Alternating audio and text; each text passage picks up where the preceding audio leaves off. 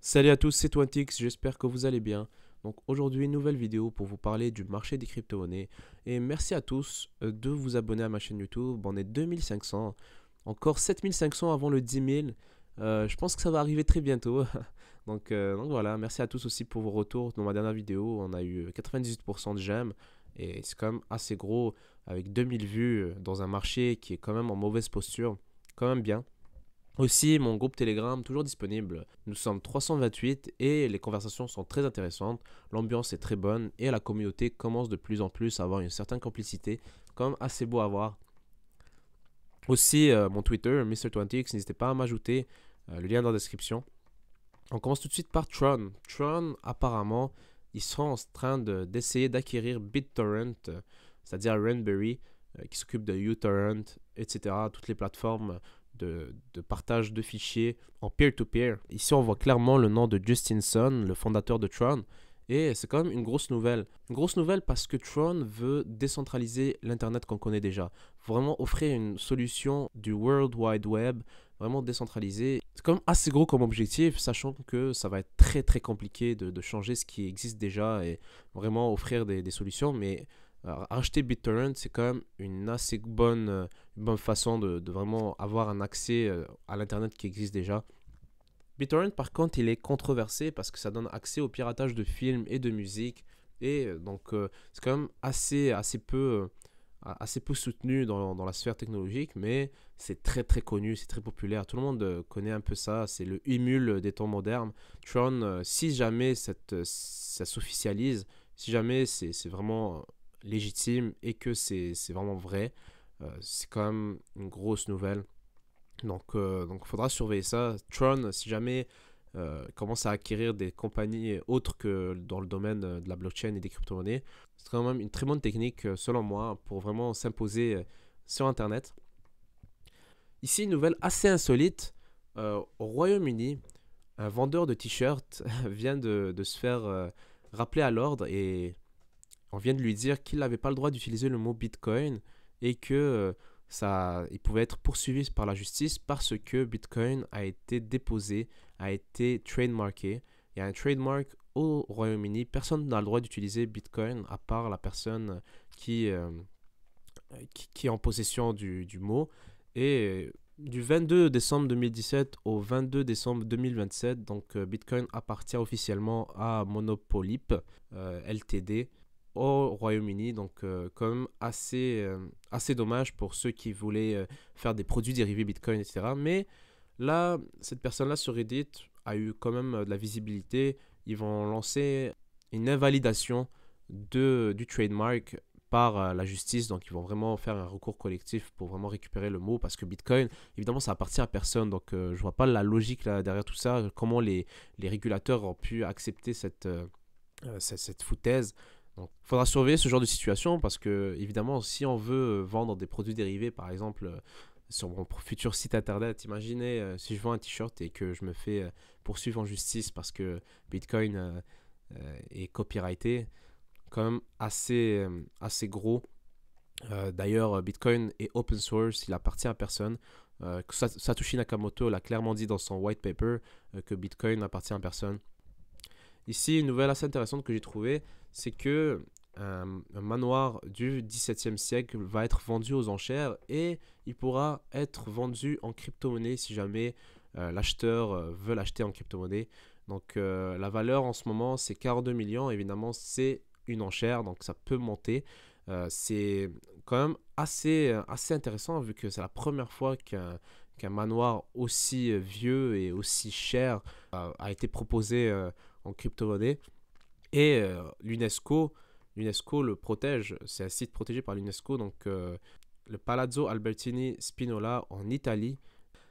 Aussi, ce qui sera intéressant aussi, c'est l'opinion du courtier immobilier qui se charge de la vente, qui dit que c'est plus intéressant de les vendre en crypto-monnaie qu'en monnaie traditionnelle, en dollars ou en euros dans ce cas-ci.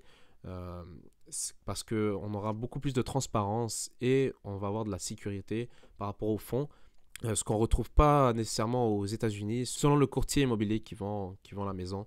Donc, quand même assez intéressant de voir l'opinion du domaine immobilier sur la blockchain et sur les crypto-monnaies. Et voilà, cette nouvelle est comme assez intéressante, c'est quand même assez gros vu que les dernières semaines, je ne faisais que vous parler de ces blockchains qui se faisaient pirater, que ce soit Verge, Electroneum et Bitcoin Gold. Il y avait aussi Monacoin aussi, donc c'est vraiment devenu à la mode les attaques 51%. Donc ce qui se passe en ce moment, c'est vraiment des attaques 51% de façon dramatique parce que ça devient de plus en plus facile de faire ces attaques. Vu que la puissance de calcul est de plus en plus facile à avoir, il suffit d'investir un certain montant et on peut vraiment contrôler un réseau. Donc, un attaque 51%, en fait, c'est de posséder plus de 50% de la puissance de calcul d'une blockchain. Et ce que ça va permettre, c'est de contrôler la blockchain. Donc, avoir l'opinion sur les confirmations, par exemple, on peut renverser des transactions, c'est-à-dire faire une transaction et refaire la même transaction. Par contre, ce que ça va faire, c'est que ça va doubler les coins. Donc, on peut vraiment faire ça. Et selon ces chercheurs, ça prend uniquement 1,5 million de dollars pour hacker une blockchain de 2 milliards de dollars. Cette blockchain, c'est Ethereum classique. On parle de Ethereum classique. Donc, Oussam Aboud, un chercheur à l'Université du Brésil, a dit que Ethereum classique pouvait être piraté à partir de 2 millions, 1,5 million de dollars. Et aussi, on peut contrôler la totalité de la crypto-monnaie et la mettre en faillite totalement, la faire tomber à zéro avec 55 millions de dollars. Donc avec 55 millions de dollars, ce qu'il faut comprendre, c'est qu'on peut vraiment remettre à zéro Ethereum classique, contrôler quasiment la totalité du réseau et vendre pour 1 milliard de profit. C'est quand même assez intéressant de voir qu'il y a de plus en plus de hacks. Donc il parle vraiment d'une simplification du hack, vu qu'on connaît de plus en plus les blockchains, les hackers sont de plus en plus performants à ce niveau-là. Ici, à la fin, on nous propose des solutions et on critique vraiment beaucoup le proof of work à ce niveau-là. On aurait tendance à se dire, ok, cet article parle juste d'Ethereum classique, mais non. Pour 250 bitcoins par jour, on peut faire une attaque sur Bitcoin Cash, et pour 25 bitcoins par jour, on peut faire une attaque sur Bitcoin Gold. Bitcoin Gold a déjà été attaqué. Est-ce que Bitcoin Cash va se faire attaquer prochainement? Ça reste à voir. Mais ce qui est encore plus troublant, c'est que ce genre d'attaque, c'est pas juste sur, par exemple, doubler des crypto-monnaies ou contrôler un réseau. C'est vraiment aussi, ça sert vraiment aussi à faire baisser le prix d'une crypto-monnaie artificiellement, c'est-à-dire à cause du hack, et en profiter en utilisant des contrats à terme sur BitMEX, par exemple, avec des leviers de 2,2 à 100 fois le prix que vous avez mis. Donc, c'est ce genre de technique qu'ils utilisent pour vraiment s'enrichir. Ça va être le sujet quand même des prochains mois. Donc je vais vous en tenir part dans ma chaîne YouTube. N'hésitez pas à vous abonner. Je vais traiter de ces sujets les prochains mois dès qu'on aura des nouvelles sur de futures attaques. Quand même assez important d'être au courant de ce genre de choses, même si vous n'êtes qu'un investisseur. Donc n'hésitez pas à mettre la petite cloche pour ne pas rater mes prochaines vidéos. Ici, pour finir, j'avais trouvé que Tencent, une compagnie chinoise, une compagnie quand même assez importante. Donc le géant d'internet chinois Tencent vient de faire un partenariat avec l'autorité des impôts de la ville de Shenzhen pour faciliter la taxation et les impôts, parce que apparemment l'évasion fiscale est quand même assez facile à faire, facile entre guillemets, avec des faux papiers. Donc grâce à la blockchain, on va vraiment faciliter ce genre de choses et éviter l'évasion fiscale le plus possible.